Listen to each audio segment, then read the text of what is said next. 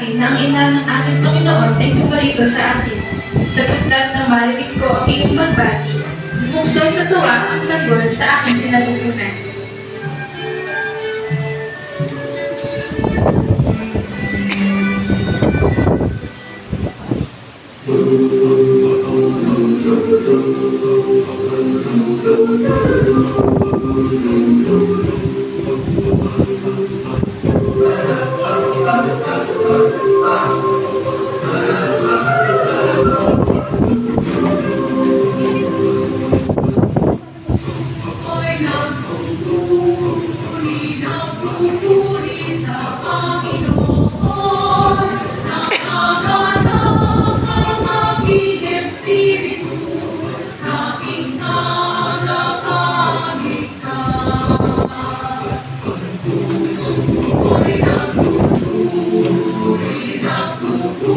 Sa